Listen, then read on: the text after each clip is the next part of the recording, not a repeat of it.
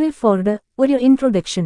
Henry Ford 1863 മുതൽ 1947 വരെ ഒരു പ്രശസ്ത അമേരിക്കൻ വ്യവസായിയും ഫോർഡ് മോട്ടോർ കമ്പനിയുടെയും സ്ഥാപകനുമായിരുന്നു. ഓട്ടോമൊബൈൽ വ്യവസായത്തിൽ വിപ്ലവകരമായ മാറ്റങ്ങൾ കൊണ്ടുവന്ന ഫോർഡ്, ആധുനിക അസംബ്ലി ലൈൻ രീതിയും ഉയർന്ന ഉൽപ്പാദനക്ഷമതയും പ്രയോഗത്തിലാക്കി. ഇതുവഴി കാറുകളുടെ വില കുറച്ചു, സാധാരണക്കാർക്കും സ്വന്തമാക്കാൻ കഴിയുന്ന വിധത്തിൽ അതിനെ വികസിപ്പിച്ചു. ബാല്യം ആണ്ട് പ്രാരംഭ ജീവിതം. ഹെൻറി ഫോർഡ് മിഷിഗൻ സംസ്ഥാനത്ത് 1863 ജൂലൈ 30 ജനിച്ചു. ചെറുപ്പം മുതൽ യന്ത്രങ്ങളോടും മെക്കാനിക്കൽ ഉപകരണങ്ങളോടും വലിയ താൽപര്യം പുലർത്തിയിരുന്നു. 16-ാമത്തെ വയസ്സിൽ ഡെട്രോയിറ്റിലേക്ക് പോയി ഒരു മെക്കാനിക്കായി ജോലി തുടങ്ങി. Ford motor company. 1903 അദ്ദേഹം ഫോർഡ് മോട്ടോർ കമ്പനി സ്ഥാപിച്ചു. 1908 അവതരിപ്പിച്ച മോഡൽ കാർ തികച്ചും ഗണ്യമായ മാറ്റങ്ങൾ വാഹന വ്യവസായത്തിലുണ്ടാക്കി. ഫോർഡിന്റെ അസംബ്ലി ലൈൻ വ്യവസ്ഥിതി തത്വം കൃത്യമായി വിനിയോഗിച്ചുവെന്നതാണ് ഇതിന്റെ വലിയ സവിശേഷത. അസംബ്ലി ലൈൻ വിപ്ലവം. ഫോർഡ് പ്രവർത്തിപ്പിച്ച മൂവിംഗ് അസംബ്ലി ലൈൻ എന്ന രീതി ആദ്യമായി 1913 പ്രയോഗിച്ചു. ഇതുവഴി കാറുകളുടെ ഉൽപ്പാദന സമയം ഗണ്യമായി കുറച്ചു. ഒരു കാറുണ്ടാക്കാൻ 12 മണിക്കൂർ വേണ്ടിരുന്നപ്പോൾ ഫോർഡിന്റെ പുതിയ സാങ്കേതികവിദ്യ ഉപയോഗിച്ച് $1.5 മണിക്കൂറിൽ കുറച്ച് സമയത്ത് കാറുകൾ നിർമ്മിക്കാനായി. $5 വേതനം. 1914 ഫോർഡ് തൊഴിലാളികളുടെ വേതനം ദിവസവും $5 ഉയർത്തി. അതുകൂടാതെ ദിവസത്തിൽ 8 മണിക്കൂർ ജോലി സമയം മാത്രമാക്കി. ഇത് അന്നത്തെ വ്യവസായ മേഖലയിൽ വലിയ മാറ്റം വരുത്തി. ഫോർഡിന്റെ സ്വാധീനം. ആധുനിക ഓട്ടോമൊബൈൽ വ്യവസായത്തിന് പാത ഒരുക്കിയ ഫോർഡ്, സാധാരണക്കാരൻ വരെ കാറുകൾ സ്വന്തമാക്കാൻ സാധിക്കുന്ന വിധം വിപ്ലവകരമായ മാറ്റങ്ങൾ കൊണ്ടുവന്നു. ഫോർഡിസം എന്നറിയപ്പെടുന്ന ഉൽപ്പാദന രീതി ലോകമെമ്പാടും വ്യവസായങ്ങൾ പിന്തുടർന്ന ഒന്നായി. ജനപ്രിയ കാർ നിർമ്മാണത്തിൽ പുതിയ തലമുറയ്ക്ക് വഴിതെളിച്ചു. അവസാനകാലം. 1930 കളോടെ ഫോർഡിന്റെ കമ്പനിക്ക് ശക്തമായ മത്സരങ്ങൾ നേരിടേണ്ടിവന്നു. 1945 തന്റെ മകനായ എഡ്സൽ ഫോർഡിന് കമ്പനിയുടെ നിയന്ത്രണം കൈമാറി. 1947 ഹെൻറി ഫോർഡ് അന്തരിച്ചു. എന്നാൽ ഇന്നും ആധുനിക വ്യവസായ രംഗത്ത് അദ്ദേഹത്തിന്റെ സൃഷ്ടികൾ വലിയ പ്രാധാന്യമർഹിക്കുന്നു. സമാപനം. ഹെൻറി ഫോർഡ് ഒരു വ്യവസായ പ്രമുഖനായിരുന്നു. താഴ്ന്ന വരുമാനക്കാർക്കിടയിലും കാർ ഉപയോഗിക്കാമെന്ന ആശയം പ്രചരിപ്പിച്ച് മൊത്തം ജനജീവിതത്തിന് മാറ്റം വരുത്തിയ വ്യക്തിയായിരുന്നു അദ്ദേഹം. ആധുനിക വാഹന വ്യവസായത്തിന്റെ അടിത്തറയിട്ട ഫോർഡിന്റെ സംഭാവനകൾ ഇന്നും ലോകം അംഗീകരിക്കുന്നു.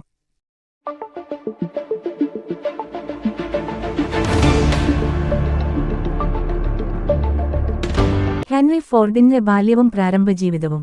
1863 ജൂലൈ അവസാനത്തോടെ അമേരിക്കൻ ഐക്യനാടുകളുടെ ഭൂരിഭാഗവും പെൻസിൽവാനിയയിലെ ഗെറ്റിസ്ബർഗ് എന്ന ചെറിയ പട്ടണത്തിൽ നിന്ന് സങ്കൽപ്പിക്കാനാവാത്ത പോരാട്ടത്തിന്റെയും രക്തച്ചൊരിച്ചിലിന്റെയും വാർത്തകളാൽ നിറഞ്ഞിരുന്നു. ഏതാനും ആഴ്ചകൾക്ക് മുമ്പ് റോബർട്ട് ലീയുടെ വടക്കൻ അധിനിവേശം പൊട്ടോമാക്കിന്റെ യൂണിയൻ ആർമി പരാജയപ്പെടുത്തിയിരുന്നു. വളരെ ദൂരെ തകർന്ന അമേരിക്കൻ റിപ്പബ്ലിക്കിന്റെ ഉൾപ്രദേശത്ത് ജൂലൈ 30 അതിരാവിലെ മിഷിഗണിലെ ഡിയർബോണിനടുത്തുള്ള ഗ്രീൻഫീൽഡ് ടൗൺഷിപ്പിൽ വില്യം ഫോർഡിനും മേരി ലിറ്റോഗോട്ട് ഫോർഡിനും ആരോഗ്യവാനായ ഒരു മകൻ ജനിച്ചു. അവർ 2 വർഷം മുമ്പ് വിവാഹിതരായിരുന്നു. അവരുടെ ആദ്യത്തെ കുട്ടി 1862 ജനനസമയത്ത് മരിച്ചു. അതിനാൽ ഈ ഗർഭധാരണം വളരെയധികം ഉത്കണ്ഠയ്ക്ക് കാരണമായി. കുഞ്ഞിന്റെ സുരക്ഷിതമായ വരവ് വളരെയധികം ആശ്വാസത്തിന്റെ ഉറവിടമായിരുന്നു. ആൺകുട്ടിക്ക് ഹെൻറി എന്ന് പേരിടാൻ മാതാപിതാക്കൾ തീരുമാനിച്ചു. ആ കുട്ടി ജനിച്ചത് മരുഭൂമിയിൽ നിന്ന് കഷ്ടിച്ച് പുറത്തുവന്ന ഒരു സമൂഹത്തിലാണ്. 1837 മിഷിഗൺ ഒരു സംസ്ഥാനമായി മാറിയെങ്കിലും അത് പ്രധാനമായും ഒരു അതിർത്തി പ്രദേശമായി തുടർന്നു. ഓക്ക്, എൽമ്, മേപ്പിൾ, ആഷ്, ബീച്ച്, ബാസ്വുഡ്, പൈൻ മരങ്ങൾ എന്നിവയുടെ പ്രാകൃത വനങ്ങളിലൂടെ കടന്നുപോകാൻ തുടങ്ങിയ കർഷകർ അവിടെ വളരെ കുറച്ച് മാത്രമേ താമസിച്ചിരുന്നുള്ളൂ. 1840 1850 ഗ്രാമപ്രദേശങ്ങളിൽ വാണിജ്യശ്രമങ്ങളുടെ ആദ്യ ലക്ഷണങ്ങൾ പ്രത്യക്ഷപ്പെടാൻ തുടങ്ങി. ഗ്രേറ്റ് ലേക്സ് മേഖലയ്ക്കും ന്യൂയോർക്ക് നഗരത്തിലെ കിഴക്കൻ തുറമുഖത്തിനും ഇടയിൽ എറി കനാൽ ബന്ധങ്ങൾ സൃഷ്ടിച്ചു. പിന്നീട് ആദ്യത്തെ പ്രാകൃത സ്റ്റീം ബോട്ടുകൾ, ടേൺപൈക്കുകൾ, റെയിൽ റോഡുകൾ എന്നിവ മിഷിഗണിന്റെ ഉൾഭാഗത്തേക്ക് ആളുകളെയും വാണിജ്യ വസ്തുക്കളെയും വഹിച്ചുകൊണ്ട് നീങ്ങി. Port Huron, കലാമസോ, grand rapids, ബെൻഡൻ harbour, Iceland തുടങ്ങിയ മറ്റ് വ്യാപാര നഗരങ്ങൾക്കൊപ്പം ഡെട്രോയിറ്റ് ക്രമാനുഗതമായി വളർന്നു. സംസ്ഥാനത്തിന്റെ സമ്പദ്വ്യവസ്ഥയുടെ നട്ടെല്ല് കൃഷിയായിരുന്നു. എന്നാൽ 1850 തടി വിളവെടുപ്പ്, മത്സ്യബന്ധന വ്യവസായം, ചെമ്പ്, ഇരുമ്പേര് എന്നിവയുടെ ഖനനം എന്നിവ ഗണ്യമായ സമ്പത്തിന് സംഭാവന നൽകി. സംഖ്യയുള്ള ധാരാളം ഐറിഷ്, ജർമ്മൻ കുടിയേറ്റക്കാർ ന്യൂയോർക്കുകാരുടെയും ന്യൂ ഇംഗ്ലണ്ടുകാരുടെയും കുടിയേറ്റത്തിലേക്ക് കൂട്ടിച്ചേർത്തു. സ്വാശ്രയ ഭൂവുടമകളും കടുത്ത സ്വതന്ത്ര പൗരന്മാരും തിങ്ങിപ്പാർക്കുന്ന ഒരു അഭിമാനകരമായ ഗ്രാമീണ സംസ്കാരം സംസ്ഥാനം അവതരിപ്പിച്ചു. 1850കളിൽ പഴയ വടക്കുപടിഞ്ഞാറൻ പ്രദേശങ്ങളിലെ മിക്ക പ്രദേശങ്ങളെയും പോലെ മിഷിഗണും അടിമത്ത വിരുദ്ധ രാഷ്ട്രീയത്തിൽ മുഴുകി.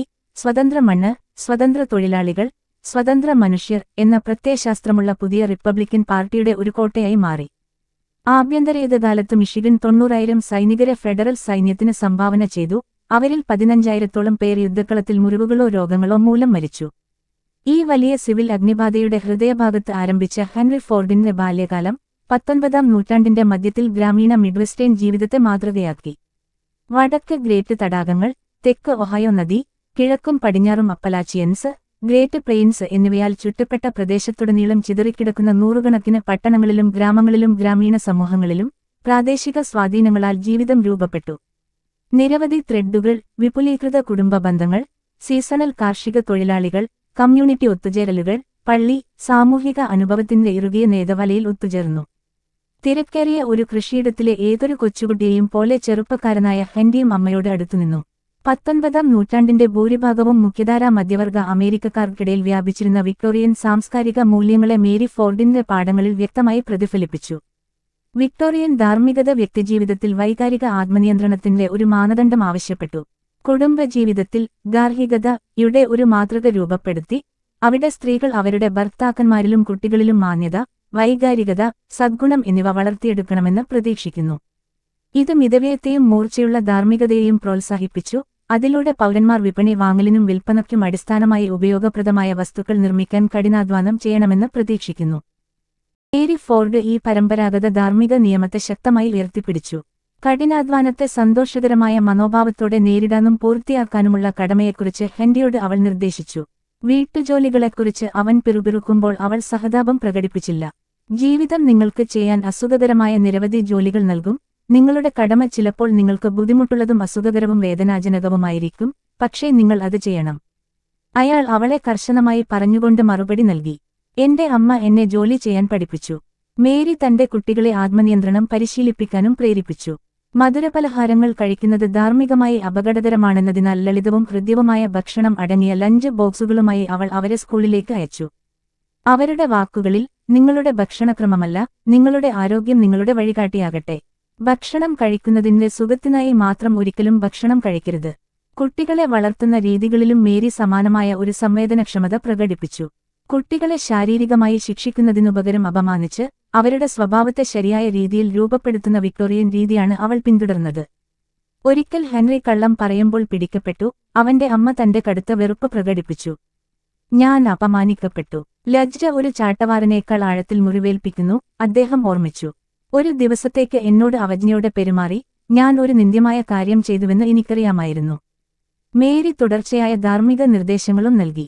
പല വൈകുന്നേരങ്ങളിലും Bible, Pilgrim's Progress, Gems of Life എന്നിവയിൽ നിന്ന് അവൾ ഉറക്കെ വായിക്കുമായിരുന്നു. അത് സേവനത്തിനും കടമക്കുമുള്ള ഒരു ആവേശകരമായ ആഹ്വാനം അവതരിപ്പിച്ചു. എന്നാൽ മേരി ഫോർഡിന്റെ പരിപോഷണത്തിലെ 2 പ്രേരണകൾ അവളുടെ മൂത്ത മകനെ പ്രത്യേക ശക്തിയോടെ ബാധിച്ചു. ഒന്നാമതായി, തന്റെ കുടുംബത്തിൽ ഐക്യം സൃഷ്ടിക്കാൻ അവൾ കഠിനമായി പരിശ്രമിച്ചു. അതിനെ ഹെൻറി പിന്നീട് പരസ്പരം സന്തുഷ്ടരായിരിക്കുക എന്ന കല എന്ന് വിശേഷിപ്പിച്ചു. ഈ വീട്ടിൽ നമുക്ക് സന്തോഷമായിരിക്കാൻ കഴിയുന്നില്ലെങ്കിൽ മറ്റൊരിടത്തും നമുക്ക് ഒരിക്കലും സന്തോഷമായിരിക്കാൻ കഴിയില്ലെന്ന് അവൾ പറയുന്നത് ഞാൻ ഒന്നിലധികം തവണ കേട്ടിട്ടുണ്ട്.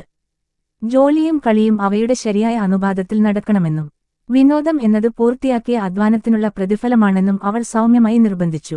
ഞങ്ങൾക്ക് ആനന്ദവും ധാരാളം ഉണ്ടായിരുന്നു, ഹെൻറി തന്റെ ബാല്യകാലത്തെക്കുറിച്ച് വിവരിച്ചു. എന്നാൽ ജീവിതം മുഴുവൻ രസകരമാകാൻ കഴിയില്ലെന്ന് അവൾ എപ്പോഴും ഞങ്ങളെ ഓർമ്മിപ്പിച്ചു. കളിക്കാനുള്ള അവകാശം നിങ്ങൾ സമ്പാദിക്കണം, അവൾ എന്നോട് പറയാറുണ്ടായിരുന്നു. രണ്ടാമതായി, കാര്യക്ഷമതയുടെ ഒരു മാതൃക എന്ന നിലയിൽ മേരി തന്റെ മൂത്ത മകനിൽ ശാശ്വതമായ ഒരു മുദ്ര പതിപ്പിച്ചു. ഹെൻറിയുടെ സഹോദരി മാർഗരറ്റ് പറയുന്നതനുസരിച്ച് അവളുടെ ജോലി ചെയ്യുന്ന രീതിയെ എല്ലാവരും അഭിനന്ദിച്ചു. മരണത്തിന് ഏകദേശം 50 വർഷങ്ങൾക്ക് ശേഷം ഹെൻറി ഇങ്ങനെ അനുസ്മരിച്ചു. അമ്മ കാര്യങ്ങൾ ചെയ്യുന്നതിലും കാര്യങ്ങൾ ചെയ്തു തീർക്കുന്നതിലും വിശ്വസിച്ചിരുന്നു, കാര്യങ്ങളെക്കുറിച്ച് സംസാരിക്കുന്നതിലും അവ ചെയ്തു തീർക്കണമെന്ന് ആഗ്രഹിക്കുന്നതിലുമല്ല. അവൾ വ്യവസ്ഥാപിതയും ചിട്ടയുള്ളവളും സമഗ്രയുമായിരുന്നു. അവർ അത് ഞങ്ങളിൽ നിന്ന് ആവശ്യപ്പെട്ടു. പ്രകൃതിയിലും കാർഷിക ഉൽപ്പാദനത്തിന് ഋതുഭേദങ്ങളിലും പാർപ്പിടവും ഉപജീവനവും നൽകുന്ന ജോലിദിന കലണ്ടറിലും മുഴുകുന്നത് ഒഴിവാക്കാൻ അദ്ദേഹത്തിന് പക്ഷേ കഴിഞ്ഞില്ല. അദ്ദേഹത്തിന്റെ ആദ്യ ബാല്യകാല ഓർമ്മകൾ ഈ ഗ്രാമീണ ജീവിത നിലവാരത്തെ ഉണർത്തി. എന്റെ ജീവിതത്തിൽ ഞാൻ ആദ്യം ഓർക്കുന്നത് എന്റെ അച്ഛൻ എന്റെ സഹോദരൻ ജോണിനെയും എന്നെയും കൂട്ടി ഞങ്ങളുടെ വീടിനും എന്റെ ജന്മസ്ഥലത്തിനും കിഴക്ക് 20 ദണ്ടുകളുള്ള ഒരു വലിയ ഓക്ക് മരത്തിന്റെ ചുവട്ടിൽ ഒരു പക്ഷിക്കൂട് കാണാൻ പോയതാണ്. ജോൺ വളരെ ചെറുപ്പമായിരുന്നതിനാൽ അവന് നടക്കാൻ കഴിഞ്ഞില്ല. അച്ഛൻ അവനെ ചുമന്നു. എനിക്ക് 2 വയസ്സ് കൂടുതലായിരുന്നപ്പോൾ അവയോടൊപ്പം ഓടാൻ കഴിയുമായിരുന്നു. ഇത് ഏകദേശം 1866 ജൂണിലായിരിക്കണം. 4 മുട്ടകളുള്ള കൂടും പക്ഷിയും അത് പാടുന്നത് കേട്ടതും ഞാൻ ഓർക്കുന്നു. പാട്ട് എനിക്ക് എപ്പോഴും ഓർമ്മയുണ്ട്. പിന്നീടുള്ള വർഷങ്ങളിൽ അത് ഒരു പാട്ടുകുരുവിയാണെന്ന് കണ്ടെത്തി. ഒരു ആൺകുട്ടിയായിരിക്കെ ചെറുപ്പക്കാരനായ ഹെൻറി കൂടുതലായി കൃഷിപ്പണിയുടെ മുതിർന്ന പുരുഷ ലോകവുമായി സമ്പർക്കം പുലർത്തി. സ്വയംപര്യാപ്തനായ ഒരു കർഷകന്റെ സാധാരണവും വൈവിധ്യപൂർണവുമായ പ്രവർത്തനങ്ങൾ വില്യം പിന്തുടർന്നു. പിതാവിനൊപ്പം ചേർന്ന് നടീൽ, വിളവെടുപ്പ്, ഗോതമ്പ്, ധാന്യം, പുല്ല് എന്നിവ വളർത്തൽ, കന്നുകാലികളെ വളർത്തൽ, ഒരു പഴത്തോട്ടം പരിപാലിക്കൽ, വേട്ടയാടൽ, മീൻപിടുത്തം, ശൈത്യകാലത്ത് നിലവറകളിൽ പച്ചക്കറികൾ സൂക്ഷിക്കൽ, ഗാർഹിക ഉപയോഗത്തിനും അധിക പണത്തിനായി അടുത്തുള്ള ഡെട്രോയിറ്റിൽ വിൽക്കുന്നതിനുമായി വിറക് മുറിക്കൽ, വിവിധ ജോലികൾ ചെയ്യൽ എന്നിവയിൽ പങ്കാളിയായി. അധ്വാനം ദൈർഘ്യമേറിയതും കഠിനാധ്വാനവുമായിരുന്നു. തൊഴിലാളികളുമായുള്ള സമ്പർക്കം ഒരു തമാശയുള്ള ദീക്ഷാ ചടങ്ങ് സൃഷ്ടിച്ചു. ഏകദേശം 6 വയസ്സുള്ളപ്പോൾ ആ കുട്ടി ചില തൊഴിലാളികളോടൊപ്പം വിശ്രമിക്കുമ്പോൾ അവരിൽ ഒരാൾ നിഷ്കളങ്കമായി ചവയ്ക്കുന്ന പുകയില അദ്ദേഹത്തിന് നൽകി. പതുക്കെ മസാജ് ചെയ്യാനും തുപ്പാനും വേണ്ട ശരിയായ നടപടിക്രമം അറിയാതെ അയാൾ ആ ശക്തമായ കഷായം ചവച്ചരച്ച് വിഴുങ്ങി. പുരുഷന്മാർ ചിരിച്ചപ്പോൾ കുട്ടിക്ക് തലകറക്കവും വന്നു. വീടിനടുത്തുള്ള അരുവിക്കരയിൽ ഇരുന്നുകൊണ്ട് വെള്ളം മുകളിലേക്ക് ഒഴുകുന്നത് പോലെ എനിക്ക് തോന്നി എന്ന് അയാൾ പിന്നീട് ഓർത്തു. ഈ കഥയുമായി അയാൾ വീട്ടിലേക്ക് പോയി കയറിയപ്പോൾ അമ്മ പൊട്ടിച്ചിരിച്ചു. പക്ഷേ പെട്ടെന്ന് അവൻ സുഖമായിരിക്കുമെന്ന് മകനെ ആശ്വസിപ്പിച്ചു. 1871 ജനുവരിയിൽ 7 വയസ്സുള്ളപ്പോൾ ഫോർഡ് തന്റെ വീട്ടിൽ നിന്ന് ഏകദേശം 2 മൈൽ അകലെയുള്ള ഒറ്റമുറി സ്കോച്ച് സെറ്റിൽമെന്റ് സ്കൂളിലേക്ക് പോയി. അക്ഷരമാല പഠിപ്പിച്ചും ക്ഷമയോടെ ലളിതമായ പാഠങ്ങളിലൂടെയും വായനയുടെ അടിസ്ഥാനകാര്യങ്ങൾ പഠിപ്പിച്ചും അമ്മ അദ്ദേഹത്തെ നന്നായി പരിശീലിപ്പിച്ചിരുന്നു. അദ്ദേഹത്തിന്റെ ആദ്യകാല സ്കൂൾ ഇൻസ്ട്രക്ടർമാരിൽ ഫ്രാങ്ക് വാർഡ്, ഒരു ബുദ്ധിമാനായ അയൽക്കാരൻ, എമിലി നാർഡിൻ, ഒരു യുവതി, ഭയപ്പെടുത്തുന്ന ശാരീരിക സാന്നിധ്യം തന്റെ ബുദ്ധിപരമായ പോരായ്മകൾ നികത്തിയ ഒരു വലിയ തടിച്ച മനുഷ്യൻ, ജോൺ ബ്രെയ്നാർഡ് ചാപ്മാൻ എന്നിവരും ഉൾപ്പെടുന്നു. പ്രൊവിൻഷ്യൽ പബ്ലിക് സ്കൂളുകളുടെ പതിവ് ദിനചര്യയിൽ യങ് ഫോർഡ് ഇഴുകിച്ചേർന്നു. എല്ലാ പ്രായത്തിലുമുള്ള കുട്ടികൾ ശൈത്യകാലത്തും മഴക്കാലത്തും പതിവായി ഒത്തുകൂടുമായിരുന്നു. എന്നാൽ നടീൽ, വിളവെടുപ്പ് കാലഘട്ടങ്ങളിൽ ആഴ്ചകളോളം മാറ്റിവെച്ചു. വിറക് അടുപ്പ് കത്തിച്ചതിനുശേഷം ഒരു ബൈബിൾ വാക്യം വായിക്കുകയും കർത്താവിന്റെ പ്രാർത്ഥന ചൊല്ലുകയും ചെയ്തുകൊണ്ട് സ്കൂൾ ദിനങ്ങൾ ആരംഭിച്ചു. അധ്യാപകർ വായന, എഴുത്ത്, ഗണിതം എന്നിവയുടെ അടിസ്ഥാന പാഠ്യപദ്ധതി ശ്രദ്ധാപൂർവം പിന്തുടർന്നു. അവരുടെ കുട്ടികളുടെ തലയിൽ ബഹുമാനത്തിന്റെയും കഠിനാധ്വാനത്തിന്റെയും ന്യായമായ കളിയുടെയും മാനദണ്ഡങ്ങൾ ഉൾപ്പെടുത്തി. മുറിയുടെ മുൻവശത്തുള്ള ഒരു ഉയർന്ന പ്ലാറ്റ്ഫോമിൽ ഒരു മേശയിലിരുന്ന് അധ്യാപകൻ വിദ്യാർത്ഥികളെ മുന്നോട്ട് വിളിച്ച് പാഠങ്ങൾ വാക്കാൽ ചൊല്ലുകയോ ബ്ലാക്ക് ബോർഡുകളിൽ എഴുതുകയോ ചെയ്തു. അധ്യാപകർ അച്ചടക്കം പാലിക്കാനും ആത്മനിയന്ത്രണം വളർത്താനും വിവരങ്ങൾ നൽകാനും ശ്രമിച്ചു. ഫോർഡ് ഓർമ്മിപ്പിച്ചതുപോലെ മോശമായി പെരുമാറിയ വിദ്യാർത്ഥികളെ മുറിയുടെ മുന്നിലേക്ക് കൊണ്ടുവന്ന് അധ്യാപകന്റെ കണ്ണിനു കീഴിൽ നേരിട്ട് നിർത്തി. ഹെൻറി ഒരു വിദഗ്ധനായ തമാശക്കാരനായിരുന്നു. സാധാരണ ചാതുര്യത്തോടെ വാക്കാലുള്ള, ഗണിതത്തിൽ അല്ലെങ്കിൽ തലയിലെ സംഖ്യാപ്രശ്നങ്ങൾ പരിഹരിക്കുന്നതിൽ പ്രത്യേകിച്ച് മികവ് പുലർത്തുന്ന ഒരു അസാധാരണ വിദ്യാർത്ഥിയാണെന്നും അദ്ദേഹം തെളിയിച്ചു. എന്നിരുന്നാലും അദ്ദേഹത്തിന്റെ ഏറ്റവും വലിയ നേട്ടങ്ങൾ മെക്കാനിക്കൽ ടിങ്കറിംഗിൽ നിന്നാണ്. സഹപാഠികൾ മുറിയുടെ മുൻവശത്ത് പാരായണം ചെയ്യുമ്പോൾ തന്റെ മേശയിലിരുന്ന് അദ്ദേഹം തന്റെ ഭൂമിശാസ്ത്ര പുസ്തകം ഒരു കവറായി ഉയർത്തിപ്പിടിക്കുമായിരുന്നു. അതിനു പിന്നിൽ സഹപാഠികളുടെ വാച്ചുകൾ വേർപ്പെടുത്തി വീണ്ടും ഒരുമിച്ചു വെച്ചു. ഒരിക്കൽ ഹെൻറിയും അദ്ദേഹത്തിന്റെ സ്കൂൾ വിദ്യാർത്ഥികളും സ്കൂളിനടുത്തുള്ള ഒരു ചെറിയ അരുവിയിൽ കല്ലും ചെളിയും കൊണ്ട് ഒരു അണക്കെട്ട് പണിയുകയും അണക്കെട്ടിന് മുകളിലൂടെ വെള്ളം ഒഴുകുമ്പോൾ തിരിയുന്ന ഒരു പ്രാകൃത ജലചക്രം സ്ഥാപിക്കുകയും ചെയ്തു. എന്നിരുന്നാലും സ്കൂൾ ദിവസത്തിന്റെ അവസാനത്തിൽ അവർ തങ്ങളുടെ നിർമ്മാണ പദ്ധതി മറന്നു. രാത്രി മുഴുവൻ അത് സ്ഥലത്ത് ഉപേക്ഷിച്ചു. അയൽക്കാരനായ കർഷകന്റെ ഉരുളക്കിഴങ്ങ് പാടത്ത് വെള്ളം കയറി. മറ്റൊരിക്കൽ ഹെൻറി ഒരു ക്രൂഡ് ടർബൈൻ സ്റ്റീം എഞ്ചിൻ നിർമ്മിക്കുന്നതിൽ സംഘത്തെ നയിച്ചു. ഒരു ബോയിലറിനായി ഒരു പഴയ 10 ഗാലൺ ക്യാൻ ഉപയോഗിച്ച് കറങ്ങുന്ന ടിൻ ബ്ലേഡുകളിലേക്ക് നീരാവി കൊണ്ടുപോകുന്നതിനായി അവർ അതിൽ ഒരു ചെറിയ നീളമുള്ള പൈപ്പ് ഘടിപ്പിച്ചു. ഒരു ആളിക്കത്തുന്ന തീ ടർബൈൻ വളരെ വേഗത്തിൽ തിരിക്കാൻ ആവശ്യമായ നീരാവി മർദ്ദം സൃഷ്ടിച്ചു. പക്ഷേ ഒടുവിൽ കോൺട്രാക്ഷൻ പൊട്ടിത്തെറിച്ചു. തുപ്പുന്ന നീരാവിയും പറക്കുന്ന ടിന്നും ഹെൻറി ഉൾപ്പെടെയുള്ള ആൺകുട്ടികൾക്ക് ചെറുതായി പരിക്കേറ്റു. അദ്ദേഹത്തിന്റെ കവിളിൽ ആജീവനാന്ത മുറിവ് അവശേഷിച്ചു. സ്കോച്ച് സെറ്റിൽമെന്റ് സ്കൂളിൽ അയൽക്കാരനായ ഇഡ്സൽ റുഡിമാനുമായി ഹെൻറി ഫോർഡ് തന്റെ ആജീവനാന്ത സൗഹൃദം ആരംഭിച്ചു. ഇരുവരും ഏതാണ്ട് അഭേദ്യമായി മാറി. അവരുടെ ബാല്യത്തിന്റെ ഭൂരിഭാഗവും അവർ ഒരുമിച്ച് ചെലവഴിച്ചു. അവർ മിക്കവാറും എല്ലാ ദിവസവും കളിച്ചു, നടന്നു, സംസാരിച്ചു. അവർ പങ്കിട്ട മേശയിൽ പരസ്പരം അടുത്തായി അവരുടെ ഇനീഷ്യലുകൾ കുത്തി. ഞായറാഴ്ച വൈകുന്നേരങ്ങളിൽ പോലും 2 കൂട്ടാളികളും ഒരുമിച്ച് പള്ളിയിൽ പോയിരുന്നു. ഏകദേശം 4 മൈൽ ദൂരമുണ്ടായിരുന്നു. നടക്കാൻ ഇഷ്ടമായിരുന്നു. 2 പേരും വലിയ മതവിശ്വാസികളായിരുന്നില്ലെങ്കിലും ഒരുമിച്ചായിരിക്കുക എന്നതായിരുന്നു കൂടുതൽ, റുഡിമാൻ സമ്മതിച്ചു. പിന്നീടുള്ള വർഷങ്ങളിൽ റുഡിമാൻ ഫോർഡ് മോട്ടോർ കമ്പനിയിൽ ഒരു പ്രമുഖ ഫാർമസിസ്റ്റും രസതന്ത്രജ്ഞനുമായി. 1893 ഹെൻറിയുടെ ഏക കുട്ടി ജനിച്ചപ്പോൾ അദ്ദേഹം അവന് എഡ്സൽ എന്ന് പേരിട്ടു. ഹെൻറി ഫോർഡ് തന്റെ ബാല്യകാലം ഒരു സാധാരണ മിഡ്വെസ്റ്റേൺ ഗ്രാമത്തിലെ ഒരു ബൂർഷ്വാ വീടിന്റെ സുഖകരമായ അന്തരീക്ഷത്തിൽ ചെലവഴിച്ചു. മൂത്ത കുട്ടിയായ ഹെൻറിയെ പിന്തുടർന്ന് 5 സഹോദരങ്ങൾ തുടർച്ചയായി എല്ലാ വർഷവും എത്തി. 1865 John, 1867 Margaret, 1869 Jane, 1871 William junior, 1873 Robert. ഫോർഡ്സിന്റെ ഗാർഹിക ജീവിതം ലളിതമായ ആനന്ദങ്ങളെ ചുറ്റിപ്പറ്റിയായിരുന്നു. ജോലിദിനം പൂർത്തിയായ ശേഷം മാതാപിതാക്കളും കുട്ടികളും കാർഡ് ഗെയിമുകൾ കളിച്ചു, പരമ്പരാഗത ഗാനങ്ങളും ലളിതമായ സ്തുതിഗീതങ്ങളും ആലപിച്ചു. ഞായറാഴ്ചകളിൽ ഡിയർബോണിലെ ക്രൈസ്റ്റ് എപ്പിസ്കോപ്പൽ പള്ളിയിൽ പങ്കെടുത്തു. അയൽപക്ക പിക്നിക്കുകളിലും പള്ളി സാമൂഹിക പരിപാടികളിലും പങ്കുചേർന്നു. ഫോർഡ് സഹോദരന്മാർ പരസ്പരം ഇടപഴകി നിരുപദ്രവകരമായ വിഡ്ഢിത്തങ്ങളിൽ ഏർപ്പെട്ടു. കുടുംബത്തിൽ സൗമ്യവും എന്നാൽ ഉറച്ചതുമായ പങ്ക് വഹിച്ച മേരി ഫോർഡ് ഹെൻറിയുടെ കുട്ടിക്കാലത്ത് ആധിപത്യ സ്വാധീനം ചെലുത്തി. അമ്മ അതിന് നേതൃത്വം നൽകി അത് ഭരിച്ചു, പക്ഷേ അവർ അതിനെ ഒരു നല്ല സ്ഥലമാക്കി മാറ്റി, അദ്ദേഹം പിൽക്കാല വർഷങ്ങളിൽ പലരോടും പറഞ്ഞു. പിൽക്കാല ജീവിതത്തിൽ അദ്ദേഹം അവളെ വിശുദ്ധ പദവിയിലേക്ക് ഉയർത്തി. ഹെൻറിയുടെ ധാർമ്മിക സ്വാധീനത്തിൽ പ്രത്യേകിച്ച് ആകൃഷ്ടയായി. എന്റെ അമ്മ ആഗ്രഹിച്ചതുപോലെ ഞാൻ എന്റെ ജീവിതം നയിക്കാൻ ശ്രമിച്ചു, അദ്ദേഹം 1923 പത്രപ്രവർത്തകനായ എഡ്ഗർ ഗസ്റ്റിനോട് പറഞ്ഞു. സേവനമാണ് ലോകത്തിലെ ഏറ്റവും ഉയർന്ന കടമയെന്ന് ഒരു ആൺകുട്ടിയായിരിക്കെ അമ്മ എന്നെ പഠിപ്പിച്ചു. ഞാൻ അവളുടെ പഠിപ്പിക്കലുകൾ പിന്തുടരാൻ ശ്രമിച്ചു. എന്നിരുന്നാലും മേരി ഫോർഡിന്റെ മാതൃപ്രയത്നങ്ങൾക്ക് മറ്റൊരു ദിശയിൽ നിന്ന് വലിയ ധാർമ്മിക ശക്തി ലഭിച്ചു. പിന്നീടുള്ള വർഷങ്ങളിൽ ഹെൻറി പലപ്പോഴും സമ്മതിച്ചതുപോലെ അദ്ദേഹം ഒരു ആൺകുട്ടിയായിരിക്കുമ്പോൾ വായിച്ചിരുന്ന നിരവധി പുസ്തകങ്ങളും അദ്ദേഹത്തിന്റെ സ്വഭാവത്തെ ശക്തമായി സ്വാധീനിച്ചു. 19-ാം നൂറ്റാണ്ടിലെ അമേരിക്കയിലെ എണ്ണമറ്റ മറ്റ് കുട്ടികളെപ്പോലെ അയൽ സംസ്ഥാനമായ ഒഹായോയിൽ നിന്നുള്ള ഒരു സ്കൂൾ മാസ്റ്ററും കുട്ടികളുടെ എഴുത്തുകാരനുമായ ഒരാളുടെ സ്വാധീനത്തിൽ അദ്ദേഹം വീണു. പ്രൊഫസർ വില്യം ഹോംസ് മക്ഗഫി ഈ ഉറവിടത്തിൽ നിന്ന് സ്വാംശീകരിച്ച പാഠങ്ങൾ ജീവിതകാലം മുഴുവൻ അദ്ദേഹത്തോടൊപ്പം ഉണ്ടായിരുന്നു.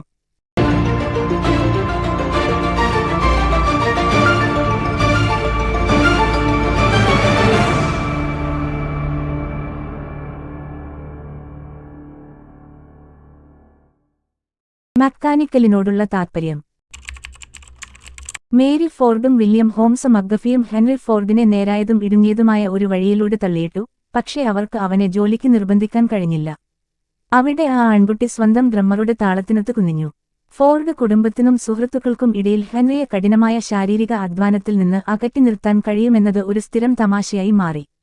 മാർഗരറ്റ് തന്റെ സഹോദരൻ കൃഷിപ്പണികൾ ഉപേക്ഷിച്ച് മെതിയന്ത്രത്തിന്റെ പണി കാണാൻ പോയത് ഓർത്തു. ഫോർഡ് ഫാമിൽ ഇടയ്ക്കിടെ കൂലിപ്പണി ചെയ്തിരുന്ന ഒരു അയൽക്കാരൻ ചിരിച്ചുകൊണ്ട് പറഞ്ഞു, ആ കൊച്ചു പിശാച് ഭൂമിയിലെ ഏറ്റവും മടിയനായിരുന്നു. ഹെൻറി രാവിലെ ഏകദേശം 10 മണി വരെ ജോലി ചെയ്യുമായിരുന്നു, പിന്നെ വെള്ളം കുടിക്കാൻ വീട്ടിലേക്ക് പോകാൻ ആഗ്രഹിക്കും. അവൻ പോയി വെള്ളം കുടിക്കും, പക്ഷേ ഒരിക്കലും തിരിച്ചുവരില്ല. എന്നാൽ ആ യുവാവിന്റെ പെരുമാറ്റം അലസതയുടെയോ മത്സരബുദ്ധിയുടെയോ ഒരു ഉദാഹരണമല്ല, മറിച്ച് ശാരീരിക ഊർജം പാഴാകുന്നതിനെക്കുറിച്ചുള്ള ഒരു തത്വാധിഷ്ഠിത എതിർപ്പായിരുന്നു. മാർഗരറ്റ് വിശദീകരിച്ചതുപോലെ കൃഷിയുമായി ബന്ധപ്പെട്ട് വളരെയധികം കഠിനാധ്വാനമുണ്ടെന്ന് ഹെൻറി വിശ്വസിച്ചു. അങ്ങനെ എളുപ്പമുള്ള രീതികൾ തേടുകയും പല ജോലികളും ലഘൂകരിക്കാൻ കുറുക്കുവഴികൾ പരീക്ഷിക്കുകയും ചെയ്തു. ഹെൻറി സമ്മതിച്ചു, ഒരു കലപ്പയ്ക്ക് പിന്നിൽ ഞാൻ നിരവധി മൈൽ പിന്നിട്ടിട്ടുണ്ട്, അതിന്റെ എല്ലാ കഠിനാധ്വാനവും എനിക്കറിയാം. വളരെ ചെറുപ്പത്തിൽ തന്നെ കൂടുതൽ കാര്യങ്ങൾ എങ്ങനെയെങ്കിലും മികച്ച രീതിയിൽ ചെയ്യാൻ കഴിയുമെന്ന് ഞാൻ സംശയിച്ചു. അങ്ങനെ സന്തോഷകരമായ ജോലിയെക്കുറിച്ച് അവന്റെ അമ്മ പ്രസംഗിക്കുന്നത് ഒരു പുതിയ വെളിച്ചത്തിൽ പ്രത്യക്ഷപ്പെടുന്നു, അവളുടെ മൂത്ത കുട്ടിയുടെ ഒഴിഞ്ഞുമാറൽ ലക്ഷ്യമിട്ടുള്ള ഒരു ഉപദേശം. ജോലികൾ കാര്യക്ഷമമായി കൈകാര്യം ചെയ്യുന്നതിൽ മേരി കാണിച്ച മാതൃകയോടുള്ള ഹെൻറിയുടെ ആദരവും അങ്ങനെ തന്നെ. ഫോർഡ് ഒരു റിപ്പോർട്ടറോട് നിരവധി വർഷങ്ങൾക്ക് ശേഷം സമ്മതിച്ചതുപോലെ, അക്കാര്യത്തിൽ ഞാൻ അവളെപ്പോലെയാണെന്ന് എന്റെ അമ്മാവൻ ഒരിക്കൽ പറഞ്ഞു. വിരോധാഭാസമെന്നു പറയട്ടെ, തന്റെ തത്വചിന്തയുടെ മൂലക്കല്ലായി ജോലിയെ അവകാശപ്പെട്ട ആ മനുഷ്യന് ശാരീരിക അധ്വാനത്തോട് വലിയ താൽപ്പര്യമൊന്നും ഉണ്ടായിരുന്നില്ല. എന്നാൽ കാർഷിക തൊഴിലാളികളുടെ ഈ ധാരണ യുവ ഹെൻറി ഫോർഡിന്റെ വ്യക്തിത്വത്തിന്റെ ഒരു പ്രധാന ഭാഗവുമായി ചേർന്നു. വളർന്നുവരുന്ന യാന്ത്രിക പ്രവണത. കാർഷിക രീതികളുടെ കാര്യക്ഷമതയില്ലായ്മയാണ് എന്നെ മെക്കാനിക്സിലേക്ക് നയിച്ചത് എന്ന് അദ്ദേഹം ഒരിക്കൽ തുറന്നു പറഞ്ഞു. എന്നാൽ യന്ത്രങ്ങളോടുള്ള ഈ ആകർഷണവും ഒരു മുൻവിധിയിൽ നിന്നാണ് ഉണ്ടായത്. എന്റെ അമ്മ എപ്പോഴും ഞാൻ ഒരു മെക്കാനിക്കായിട്ടാണ് ജനിച്ചതെന്ന് പറയുമായിരുന്നു, ഫോർഡ് പിന്നീട് എഴുതി. തന്റെ സഹോദരങ്ങളുടെ അസംസ്കൃത കളിപ്പാട്ടങ്ങളിൽ ആകൃഷ്ടനായ അദ്ദേഹം അവ എങ്ങനെ പ്രവർത്തിക്കുന്നുവെന്ന് കാണാൻ അവ പതിവായി അഴിച്ചുമാറ്റുകയും പിന്നീട് വിജയകരമായി തിരികെ വയ്ക്കുകയും ചെയ്തു. ക്രിസ്മസിൽ ഫോർഡ് കുട്ടികൾ അവരുടെ കളിപ്പാട്ടങ്ങൾ ചുറ്റിപ്പിടിച്ച് ഒരേ സ്വരത്തിൽ വിളിച്ചുപറയുമെന്ന് മാർഗരറ്റ് കുറിച്ചു. ഹെൻറിക്ക് അവ അനുവദിക്കരുത്. അവൻ അവയെ വേർപെടുത്തുക മാത്രമാണ് ചെയ്യുന്നത്. ആത്യന്തികമായി ജോലിയുമായി ബന്ധപ്പെട്ട സ്വാധീനങ്ങളുടെ ഈ നൂലുകൾ, ഉൽപാദനത്തോടുള്ള അദ്ദേഹത്തിന്റെ ആരാധന, എന്നാൽ കഠിനാധ്വാനത്തോടുള്ള അവഗണന, അമ്മയുടെ ശ്രദ്ധാകേന്ദ്രീകൃത നേട്ടത്തോടുള്ള അദ്ദേഹത്തിന്റെ മാതൃക, മെക്കാനിക്കൽ ശക്തിയോടുള്ള അദ്ദേഹത്തിന്റെ വർദ്ധിച്ചുവരുന്ന വിലമതിപ്പ് എന്നിവ ശ്രദ്ധേയമായ ഒരു വ്യക്തിത്വ സവിശേഷത സൃഷ്ടിക്കാൻ പരസ്പരം ഇഴചേർന്നു. ആദ്യകാലങ്ങളിൽ പല നിരീക്ഷകരും സൂചിപ്പിച്ചതുപോലെ യുവ ഫോർഡ് ജോലി കാര്യക്ഷമതയിൽ ആകൃഷ്ടനായി.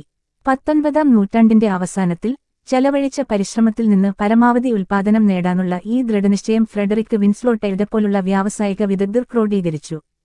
എന്നിരുന്നാലും ശാസ്ത്രീയ മാനേജ്മെന്റ് എന്ന അവരുടെ സിദ്ധാന്തം ഈ മിഷിഗണിലെ ഫാം ബോയിയുടെ രണ്ടാം സ്വഭാവമായിരുന്നു. ആത്യന്തികമായി ജോലിയുമായി ബന്ധപ്പെട്ട സ്വാധീനങ്ങളുടെ ഈ നൂലുകൾ, ഉൽപാദനത്തോടുള്ള അദ്ദേഹത്തിന്റെ ആരാധന, എന്നാൽ കഠിനാധ്വാനത്തോടുള്ള അവഗണന, അമ്മയുടെ ശ്രദ്ധാകേന്ദ്രീകൃത നേട്ടത്തോടുള്ള അദ്ദേഹത്തിന്റെ മാതൃക, മെക്കാനിക്കൽ ശക്തിയോടുള്ള അദ്ദേഹത്തിന്റെ വർദ്ധിച്ചുവരുന്ന വിലമതിപ്പ് എന്നിവ ശ്രദ്ധേയമായ ഒരു വ്യക്തിത്വ സവിശേഷത സൃഷ്ടിക്കാൻ പരസ്പരം ഇഴചേർന്നു. ആദ്യകാലങ്ങളിൽ പല നിരീക്ഷകരും സൂചിപ്പിച്ചതുപോലെ യുവ ഫോർഡ് ജോലി കാര്യക്ഷമതയിൽ ആകൃഷ്ടനായി. 19-ാം നൂറ്റാണ്ടിന്റെ അവസാനത്തിൽ ചെലവഴിച്ച പരിശ്രമത്തിൽ നിന്ന് പരമാവധി ഉൽപാദനം നേടാനുള്ള ഈ ദൃഢനിശ്ചയം ഫ്രെഡറിക് വിൻസ്ലോട്ട് പോലുള്ള വ്യാവസായിക വിദഗ്ധർ ക്രോഡീകരിച്ചു. എന്നിരുന്നാലും ശാസ്ത്രീയ മാനേജ്മെന്റ് എന്ന അവരുടെ സിദ്ധാന്തം ഈ മിഷിഗണിലെ ഫാം ബോയിയുടെ രണ്ടാം സ്വഭാവമായിരുന്നു.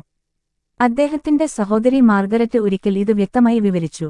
സമയവും ഊർജ്ജവും ഏറ്റവും കുറഞ്ഞ രീതിയിൽ കാര്യങ്ങൾ ചെയ്യാൻ ഹെൻറി ആഗ്രഹിച്ചു.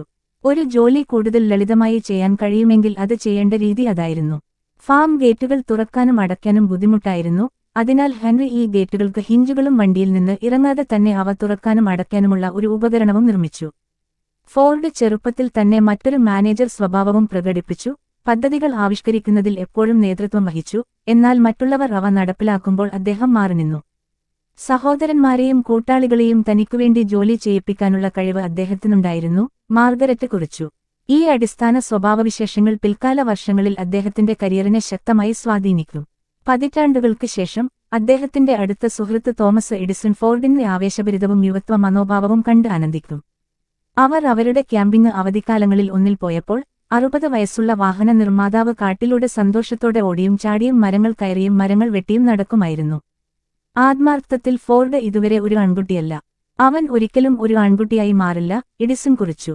എന്നാൽ ഈ പെരുമാറ്റം അദ്ദേഹത്തിന്റെ ബാല്യത്തിന്റെ അന്ത്യം കുറിക്കുന്ന വേദനാജനകമായ ഒരു ആഘാതത്തിനുള്ള ഒരുതരം വൈകാരിക നഷ്ടപരിഹാരമായിരിക്കാം. അദ്ദേഹത്തിന്റെ നിഷ്കളങ്കവും സുരക്ഷിതവുമായ ബാല്യകാല അസ്തിത്വം പെട്ടെന്ന് അവസാനിക്കാൻ പോകുകയായിരുന്നു. അവൻ കൗമാരത്തിലേക്ക് അടുക്കുമ്പോൾ ഈ ആദരണീയ കർഷക കുടുംബത്തിന്റെ സ്ഥിരയുള്ളതും ഊഷ്മളവുമായ അന്തരീക്ഷം പെട്ടെന്ന് ഒരു വൈകാരിക കൊടുങ്കാറ്റിൽ തകർന്നു. 1876-ലെ വസന്തകാലത്ത് ഫോർഡ് കുടുംബം മറ്റൊരു അംഗത്തെ കൂടി തങ്ങളുടെ ഇടയിലേക്ക് സ്വാഗതം ചെയ്യാൻ ഒരുങ്ങി. കഴിഞ്ഞ വർഷത്തിന്റെ മധ്യത്തിൽ മേരി ഗർഭിണിയായിരുന്നു. അവളുടെ 7ാമത്തെ കുട്ടിയുടെ ജനനം സന്തോഷകരമായ ഒരു സംഭവമായിരിക്കുമെന്ന് അദ്ദേഹം വാഗ്ദാനം ചെയ്തു. അവൾ നല്ല ആരോഗ്യവതിയായിരുന്നു. അവളുടെ മുൻ ജനനങ്ങൾ അപ്രതീക്ഷിതമായിരുന്നു.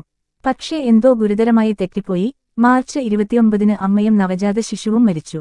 ചെറുപ്പക്കാരനായ ഹെൻറി ഫോർഡിന്റെ ലോകം തലകീഴായി മറിഞ്ഞു. അപ്രതീക്ഷിതമായതിനാൽ ആ പ്രക്ഷോഭം പ്രത്യേകിച്ച് ഭയാനകമായിരുന്നു. അദ്ദേഹം വൈകാരികമായി തകർന്നു. തന്റെ പ്രിയപ്പെട്ട അമ്മയുടെ വിയോഗം ഒരുപക്ഷേ അദ്ദേഹത്തിന്റെ ജീവിതത്തിലെ ഏറ്റവും ആഘാതകരമായ സംഭവമാണെന്ന് തെളിഞ്ഞു. പതിറ്റാണ്ടുകളായി അദ്ദേഹം വൈകാരിക മുറിവുകൾ വഹിച്ചു.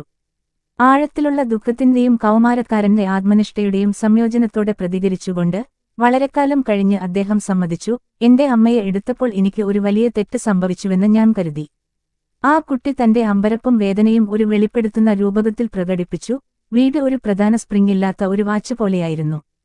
മേരിയുടെ മരണത്തോടെ ഹെൻറിയുടെ ചെറുപ്പത്തിൽ ഉണ്ടായ ഒരു അഗാധമായ സംഭവവികാസം പിതാവുമായുള്ള ഒരു പിരിമുറുക്കമുള്ള ബന്ധത്തിന്റെ തുടക്കമായിരുന്നു. വ്യക്തിപരമായ തലത്തിൽ മരണത്തിന് ഹെൻറി അദ്ദേഹത്തെ കുറ്റപ്പെടുത്തിയതായി തോന്നുന്നു. വില്യമിനേക്കാൾ മേരിയോട് അദ്ദേഹം എപ്പോഴും അടുപ്പത്തിലായിരുന്നു. വർഷങ്ങൾക്ക് ശേഷം ഒരു വിശ്വസ്തൻ എഴുതിയതുപോലെ, ഹെൻറി തന്റെ പിതാവിനെ ബഹുമാനിച്ചിരുന്നുവെങ്കിലും സ്നേഹത്തിനും വിവേകത്തിനും വേണ്ടി അദ്ദേഹം തിരിഞ്ഞത് അമ്മയോടായിരുന്നു. മേരിയുടെ അകാല മരണത്തെ തുടർന്ന് ശാന്തവും എന്നാൽ നീണ്ടതുമായ ഒരു കുടുംബവേദന വികസിച്ചു തുടങ്ങി. മൂത്ത ഫോർഡ് കുട്ടി ശോഭയുള്ളവനും ജിജ്ഞാസുവും യാന്ത്രികമായി മനസ്സുള്ളവനും വൈകാരികവും ഹോർമോൺ തകരാറുകളുമുള്ള കൗമാരത്തിന് മുൻപിൽ നിൽക്കുന്നവനും. ആഴത്തിലുള്ള വേദനയുടെ ഒരു തരംഗത്തിലൂടെ യൗവനത്തിലേക്ക് പ്രവേശിച്ചു. മാന്യനും ശാഠ്യക്കാരനും എന്നാൽ ദയുള്ളവനുമായ തന്റെ പിതാവിലേക്ക് അദ്ദേഹം കടന്നുവന്നു. ഹെൻറിയും വില്യമും തമ്മിലുള്ള വർദ്ധിച്ചുവരുന്ന പിരിമുറുക്കും വിശാലവും ചരിത്രപരവുമായ ഒരു മാനവും അവതരിപ്പിച്ചു. ഗ്രാമീണ ജീവിതത്തിന്റെ പരിമിതികളിൽ മകന്റെ അസ്വസ്ഥത, പിതാവിന്റെ മൂല്യങ്ങളോടും അനുഭവങ്ങളോടും ഏറ്റുമുട്ടി, ഇത് കരിയർ സാധ്യതകളെയും ഭാവിയെയും കുറിച്ചുള്ള അവരുടെ വാദങ്ങൾക്ക് കൂടുതൽ ശക്തി നൽകി. ഹെൻറി വ്യത്യസ്തമായ ഒരു മാതൃകയിൽ നിന്ന് വേർപെട്ടതായി കൂടുതലായി കാണപ്പെട്ടു. ഭൂമിയുടെ ഉടമസ്ഥയുടെ അന്തസ്സിനെക്കുറിച്ചോ റിപ്പബ്ലിക്കൻ പൗരത്വത്തിന്റെ ഗുണങ്ങളെക്കുറിച്ചോ അദ്ദേഹത്തിന് വലിയ താൽപ്പര്യമില്ലെന്ന് തോന്നി. കാർഷിക ജീവിതത്തിന്റെ പതിവ് വളർന്നുവരുന്ന അവഗണനക്കപ്പുറം അധികം പ്രചോദനം നൽകിയില്ല. കൗതുകകരമെന്നു പറയട്ടെ, കുതിരകളോടുള്ള വെറുപ്പിൽ ഹെൻറിയുടെ കലാപം ശ്രദ്ധ കേന്ദ്രീകരിച്ചു. 1920കളിൽ ഫാമിലെ കുതിരകളെ പരിപാലിക്കുക എന്ന പ്രത്യേക ജോലി തന്റെ പിതാവ് തനിക്ക് എങ്ങനെ ഏൽപ്പിച്ചുവെന്ന് അദ്ദേഹം എഡ്ഗർ ഗസ്റ്റിനു വേണ്ടി ഓർമ്മിച്ചു. അന്ന് എനിക്ക് ആ ജോലി ഇഷ്ടപ്പെട്ടില്ല, ഇപ്പോൾ എനിക്ക് അത് ഇഷ്ടപ്പെടുകയുമില്ല, അദ്ദേഹം പ്രഖ്യാപിച്ചു. കാരണം പലരെയും പോലെ എനിക്ക് കുതിരകളോട് ഒരിക്കലും ഇഷ്ടമല്ലായിരുന്നു. ഞാൻ ഒരിക്കലും അവരുമായി സൗഹൃദം സ്ഥാപിച്ചിട്ടില്ല. അദ്ദേഹത്തിന്റെ പിറുപിറുപ്പ് അമ്മയെ സ്വയം അച്ചടക്കത്തിന്റെയും സ്ഥിരോത്സാഹത്തിന്റെയും ആവശ്യകതയെക്കുറിച്ച് അവനോട് പ്രസംഗിക്കാൻ പ്രേരിപ്പിച്ചു. അതിനാൽ ആൺകുട്ടി മനസ്സില്ലാമനസ്സോടെ ആ ജോലിയിലേക്ക് കുതിച്ചു. പക്ഷേ ഒരുപക്ഷേ അദ്ദേഹത്തിന്റെ വിരോധത്തിന്റെ പ്രതിഫലനമായി ഹെൻറിക്ക് കുതിരയുമായി ബന്ധപ്പെട്ട അപകടങ്ങൾക്ക് സാധ്യതയുണ്ടെന്ന് തെളിഞ്ഞു. 14 വയസ്സുള്ളപ്പോൾ റോഡിൽ സവാരി ചെയ്യുന്നതിനിടെ ഒരു കുതിര അവനെ വലിച്ചെറിഞ്ഞു. സ്റ്റിറപ്പിൽ കാൽ കുടുങ്ങി ഗണ്യമായ ദൂരത്തേക്ക് വീട്ടിലേക്ക് വലിച്ചിഴച്ചു. നിരവധി മുറിവുകളും ഒരാഴ്ചയോളം വേദനയും സഹിച്ച ശേഷം സംഭവം കുതിരകളെ കാര്യമായി ശ്രദ്ധിച്ചില്ല എന്ന് സ്ഥിരീകരിച്ചതായി ഹെൻറി കുറിച്ചു. കുറച്ച് വർഷങ്ങൾക്ക് ശേഷം ഡിട്രോയിറ്റ് ഫ്രീ പ്രസ് റിപ്പോർട്ട് ചെയ്തു. നവംബർ 18 ഞായറാഴ്ച വൈകുന്നേരം 4 മണിയോടെ വളം വണ്ടി ഓടിച്ചിരുന്ന ഹെൻറി ഫോർഡിനെ മൃഗം ഓടിച്ചുപോയ വണ്ടി ഇടിച്ചു നിരത്തി ഗുരുതരമായി പരിക്കേറ്റു. കുതിരയെ ഒരു വേലി തടഞ്ഞു. കുതിരയില്ലാത്ത വണ്ടിയോടുള്ള പിൽക്കാലത്തെ ഫോർഡിന്റെ ഇടപെടൽ മെക്കാനിക്കൽ ആകർഷണത്തിൽ നിന്നുള്ളതുപോലെ കുതിര വണ്ടിയോടുള്ള വെറുപ്പും വിരോധവും മൂലമായിരിക്കാം എന്ന് വ്യക്തമാണ്. പതിറ്റാണ്ടുകൾക്ക് ശേഷം അദ്ദേഹം തന്റെ നോട്ട്ബുക്കുകളിലൊന്നിൽ വിജയകരമായി എഴുതിയതുപോലെ, കുതിര കഴിഞ്ഞു. ഫാം വർക്ക്ഷോപ്പിൽ മണിക്കൂറുകളോളം ചെലവഴിച്ചുകൊണ്ട് ഹെൻറിയുടെ മെക്കാനിക്കൽ താൽപ്പര്യങ്ങൾ ദിവസേന വർദ്ധിച്ചുകൊണ്ടിരുന്നു. ഉപകരണങ്ങൾ കൈകാര്യം ചെയ്തും നിരവധി കാർഷിക ഉപകരണങ്ങളുടെ മെക്കാനിക്കൽ പ്രവർത്തനത്തെക്കുറിച്ച് സ്വയം പരിചയപ്പെടുത്തിയും. പിന്നീട് 1876 മധ്യവേനൽക്കാലത്ത് മേരി ഫോർഡിന്റെ മരണത്തിന് ഏതാനും മാസങ്ങൾക്ക് ശേഷം വർത്തമാനകാലത്തിന്റെ പിരിമുറുക്കങ്ങൾ വെളിപ്പെടുത്തുകയും ഭാവിയിലെ പ്രവർത്തനങ്ങളെ സൂചിപ്പിക്കുകയും ചെയ്ത ഒരു സംഭവം നടന്നു. വില്യമും ഹെൻറിയും ഡിയർബോണിനും ഡിട്രോയിറ്റിനും ഇടയിൽ വാഗണിൽ യാത്ര ചെയ്യുമ്പോൾ സ്വന്തം ശക്തിയിൽ റോഡിലൂടെ ഒരു ക്രൂഡ് സ്റ്റീം എഞ്ചിൻ സഞ്ചരിക്കുന്നത് കണ്ടു. ഈ നീരാവി ബെൽച്ചിംഗ് മെക്കാനിക്കൽ ഭീമനെ കണ്ട് ഇളയ ഫോർഡ് അത്ഭുതപ്പെട്ടു. വർഷങ്ങൾക്ക് ശേഷം അദ്ദേഹം റിപ്പോർട്ട് ചെയ്തതുപോലെ കുതിരവണ്ടി ഒഴികെയുള്ള ആദ്യത്തെ വാഹനമായിരുന്നു അത്. മെതി യന്ത്രങ്ങളും മരമില്ലുകളും ഓടിക്കാൻ ഉദ്ദേശിച്ചുള്ളതായിരുന്നു അത്. പിന്നിൽ വാട്ടർ ടാങ്കും കൽക്കരി വണ്ടിയും ഉള്ള ഒരു പോർട്ടബിൾ എഞ്ചിനും ബോയിലറും മാത്രമായിരുന്നു അത്. എഞ്ചിനും വാഗൺ പോലുള്ള ഫ്രെയിമിന്റെ പിൻചക്രങ്ങളും തമ്മിൽ ബന്ധിപ്പിക്കുന്ന ഒരു ചെയിൻ അതിന് ഉണ്ടായിരുന്നു. വണ്ടി ഓടിച്ചുകൊണ്ടിരുന്ന എന്റെ അച്ഛൻ ഞാൻ എന്താണ് ചെയ്യുന്നതെന്ന് മനസ്സിലാക്കുന്നതിന് മുമ്പ് ഞാൻ വണ്ടിയിൽ നിന്ന് ഇറങ്ങി എഞ്ചിനീയറുമായി സംസാരിച്ചു. മുഴുവൻ കാര്യവും വിശദീകരിച്ചതിൽ എഞ്ചിനീയർ വളരെ സന്തോഷിച്ചു. ഈ കണ്ടുമുട്ടൽ ഹെൻറി ഫോർഡിന്റെ ജീവിതത്തിലെ ഒരു വഴിത്തിരിവായി മാറി, പുതിയതും ഫലപ്രദവുമായ ദിശകളിലേക്ക് നയിക്കാൻ കഴിയുന്ന ഒരു ആഴത്തിലുള്ള താൽപ്പര്യം വളർത്തി. വർഷങ്ങൾക്ക് ശേഷം അദ്ദേഹം വ്യക്തമായി പറഞ്ഞതുപോലെ, എന്നെ വാഹന ഗതാഗതത്തിലേക്ക് നയിച്ചത് ആ എഞ്ചിനാണ്. ഈ രണ്ട് ഇച്ഛാശക്തിയുള്ള വ്യക്തികൾക്കിടയിൽ ക്രമേണ തെറ്റിദ്ധാരണയുടെ ഒരു തടസ്സം സൃഷ്ടിച്ചു. ഈ സാഹചര്യത്തെക്കുറിച്ചുള്ള ഹെൻറിയുടെ പതിപ്പ് ഒരു സാധാരണ സംഭവമായി മാറും. പിന്നീടുള്ള ലേഖനങ്ങൾക്കും ജീവചരിത്രങ്ങൾക്കും വേണ്ടിയുള്ള അഭിമുഖങ്ങളിൽ തന്റെ കൗമാരത്തെ പിതാവിന്റെ പിന്നോക്കാവസ്ഥയിലുള്ള ശത്രുതാപരമായ എതിർപ്പിനെ മറികടക്കാനുള്ള ഒരു നീണ്ട പോരാട്ടമായി അദ്ദേഹം വിശേഷിപ്പിച്ചു. ഉദാഹരണത്തിന് 1920കളുടെ തുടക്കത്തിൽ ദി ന്യൂ ഹെൻറി ഫോർഡ് 1923 എഴുതിയ എഴുത്തുകാരൻ അലൻ ബെൻസുമായി അദ്ദേഹം ദീർഘനേരം സംസാരിച്ചു. ആൺകുട്ടിയുടെ ഹൃദയം എപ്പോഴും അവന്റെ പിതാവ് വെറുത്തിരുന്ന അവന്റെ യാന്ത്രിക പിന്തുടരലുകളിലായിരുന്നു എന്ന് ബെൻസൺ റിപ്പോർട്ട് ചെയ്തു. ഫാം വർക്ക്ഷോപ്പിലെ ഹെൻറിയുടെ അധ്വാനം വിലമതിക്കപ്പെട്ടില്ല, കാരണം ആ യുവാവ് എല്ലായ്പ്പോഴും അവന്റെ പിതാവിന്റെ ആഗ്രഹങ്ങൾക്ക് വിരുദ്ധമായി തന്റെ ഉപകരണങ്ങൾ ഉപയോഗിച്ച് പ്രവർത്തിച്ചു. ഹെൻറിയുടെ പതിപ്പിൽ തന്റെ യാന്ത്രിക ശ്രമങ്ങളോടുള്ള വില്യമിന്റെ ശാഠ്യമുള്ള എതിർപ്പ് അവരുടെ ബന്ധത്തെ വിഷലിപ്തമാക്കി. ജോലിക്ക് പണം നൽകാത്തതിൽ അതൃപ്തിയുള്ള പിതാവ് അയൽക്കാരുടെ വാച്ചുകൾ ശരിയാക്കുന്നത് വിലക്കിയതായി മകൻ റിപ്പോർട്ട് ചെയ്തു.